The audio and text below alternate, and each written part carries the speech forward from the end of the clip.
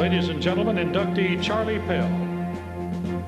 In Charley's senior year, Mr. Pell told Charley the same thing that he had told Charley's older brother, big old rough and tough Miles, his senior year of 55. Well, you can go out for football, but you'll have to keep your chores up. At that time, there was no bear around to spot Miles, but lucky for Charley, he was there in 58. The Albertville native went to the University of Alabama as a 180-pound halfback who had played only one season at Albertville High School for Coach Bobby Golden. At graduation time, here's young Pell's graduation in the spring of 1959 at Albertville High School. And here, Charley at Alabama, wearing 69, wound up starting 3 years for Coach Paul Bear Bryant at offensive and defensive tackle 1960 through 62. And he was a member of the Crimson Tide's 1961 National Championship team. He also played in the Orange, Sugar, and Bluebonnet Bowls. In December of 1968, Pell became the youngest head coach and athletic director in the country as he took over the Jacksonville State Gamecocks at the age of 27. Here, Charley receives congratulations from the Jacksonville State president. Pell's 1970 Gamecocks finished second in the nation while posting a 10-0 record and defeating Florida A&M in the Orange Blossom Classic. Charley moved on to become the assistant head coach at Virginia Tech and Clemson. In 1977, he was named the head coach at Clemson and posted an 8-3-1 record with a Gator Bowl trip. In 1978, the Tigers went 10-1, capturing the Atlantic Coast Conference Championship and another trip to the Gator Bowl. Pell was named the ACC Coach of the Year both years. Coach Pell is shown here with Coach Danny Ford, who would become his successor at Clemson and eventually win a national championship. From 1979 to 1983, found Pell at the helm of the Florida Gators. The 1980 Gators won 8 and lost 4, and for this achievement, Pell was named the Southeastern Conference Coach of the Year. So at the beginning of the next season, we found Charley as the preseason Coach of the Year for 1981 in Playboy magazine. And notice that big guy with the Georgia sweatshirt on right next to him, Herschel Walker.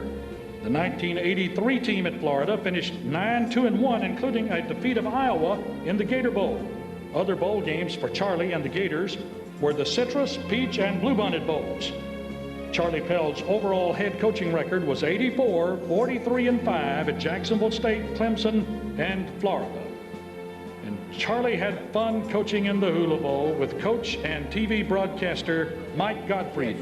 Watch what happens to Mike Gottfried.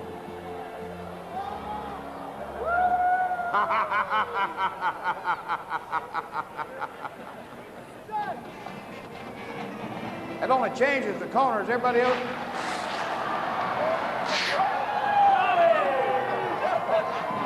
Charlie, what happened, man? Oh!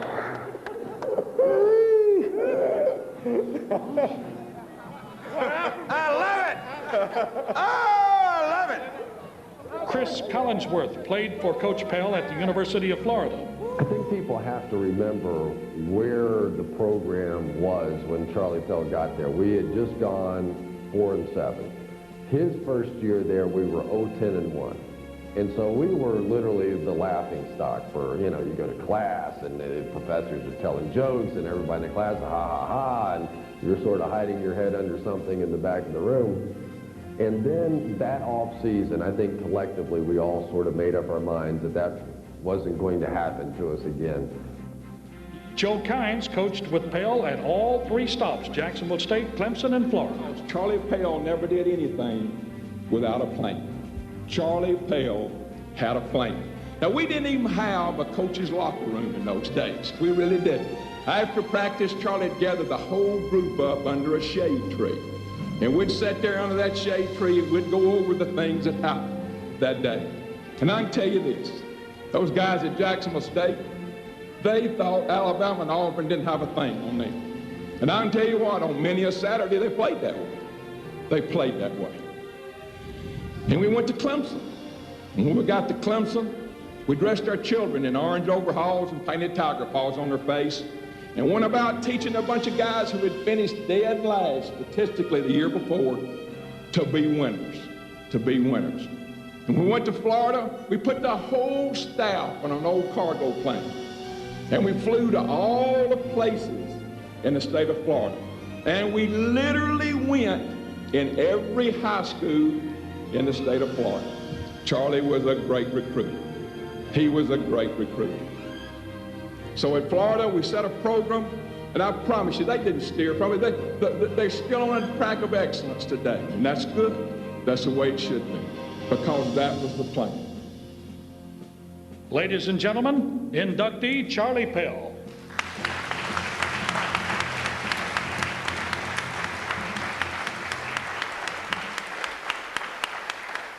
Accepting for Charley Pell, his wife, Ward. Thank you. Thank you. You know, I apologize to you all this evening that you have me up here accepting something for someone I am not really qualified to thank for. You don't get to see Charley's big face, smile, and that deep resonant voice. But I promise you, he's breathing all over this room with pride and happiness, and cannot believe that he is being inducted into the Hall of Fame at the time that such people whom he's had such great respect for over the many years, that he can actually join hands with you fine people. And we as a family are so proud that you put him in this rookie year. Because as you could tell through Charley's life, he is used to being a rookie. He was the first one to do so many things in coaching and with his players, and I think it's a great tribute that you've cared enough to acknowledge your Sand Mountain boy.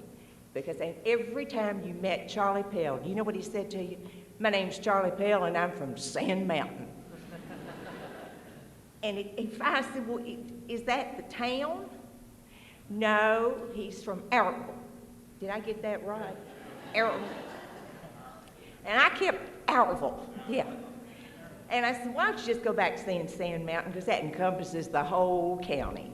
So to the whole county, especially to the committee, and to the many people here who have had such a great impact on such an extraordinary man's life, our family thanks you.